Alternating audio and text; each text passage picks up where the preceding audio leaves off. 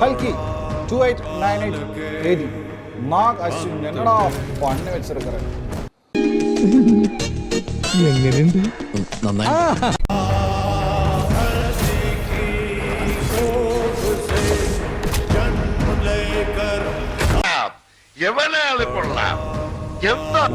അശ്വിൻ അണ്ണ I salute.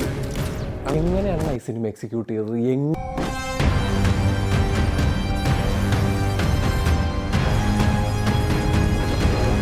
Climax വരെ വേറെ ഒന്നും ചിന്തിക്കാനോ ഒന്നും സ്പേസ് ഇടാതെ ക്ലൈമാക്സിനോട് അടുത്ത് ഒരുപാട് റൊമാൻറ്റിഫിക്കേഷൻ മൊമെൻറ്റ്സ് എന്നൊരു സിനിമയാണ് എന്നെ സംബന്ധിച്ച് കൽക്കി.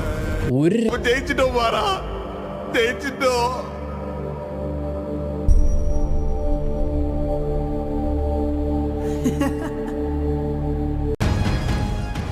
നാളേക്ക് വേണ്ടി തീർത്ത് കളഞ്ഞാൽ നാളെ കുഴപ്പമൊന്നും ഉണ്ടാവില്ല.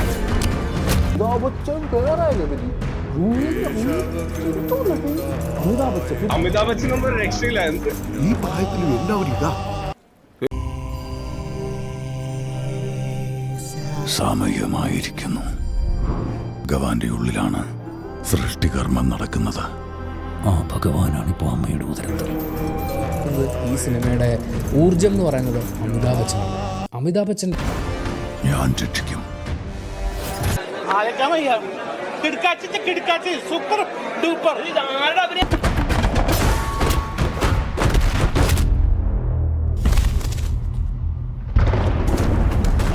കമൽ സാർ എൻ്റെ മോനെ സിനിമ ആരംഭിക്കില്ല.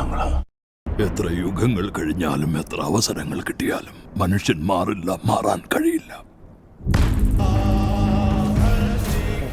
കമലഹാസനൊക്കെ ഇനി സെക്കൻഡിലാണ് കമലഹാസന്റെ ഒരു പരിപാടി വരാൻ പോകുന്നത്.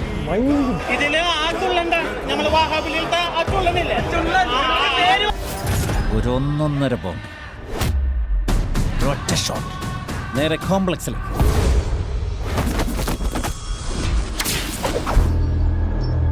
മതി, ഇനി നിർത്തിക്കും. ഇന്ത്യൻ സിനിമയെന്ന് വിശ്വസിക്കാൻ പ്രയാസമുള്ള അത്രയും ഗംഭീരമായിട്ട് എടുത്തു വെച്ചിരിക്കുന്നു. ഇതിൽ സ്റ്റീഫൻ നമ്മൾ ഉദ്ദേശിച്ച ആളല്ല സാർ.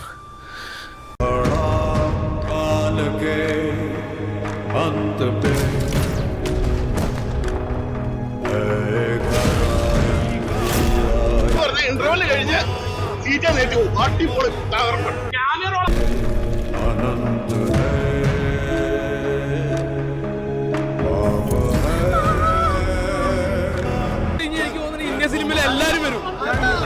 ഇന്ത്യൻ സിനിമയിൽ എല്ലാവരും സിനിമ ഇതുപോലെ ഒരു അത്ഭുതം കണ്ടിട്ടില്ല. അതുപോലെ ഹോളിവുഡ്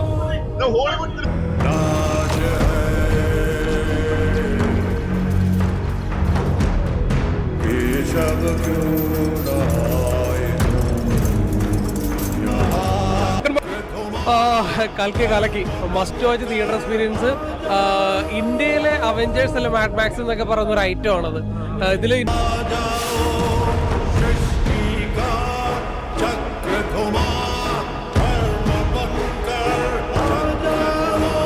ഒരു ഇന്ത്യ സിനിമയ്ക്ക് കേവലം VFX ഒക്കെ വെച്ചിട്ട് CG എഫക്ട് വെച്ചിട്ട് ഇങ്ങനെയൊക്കെ ചെയ്യാൻ പറ്റുമോ എന്നുള്ളതാണ്. നമുക്കും ഇതൊക്കെ ചെയ്യാൻ പറ്റുമോ?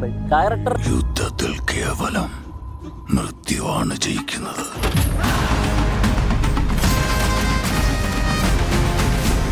ഇത്തവണ ഞാൻ പ്രിപ്പയർ ആയിട്ട് തന്നെ വന്നേ.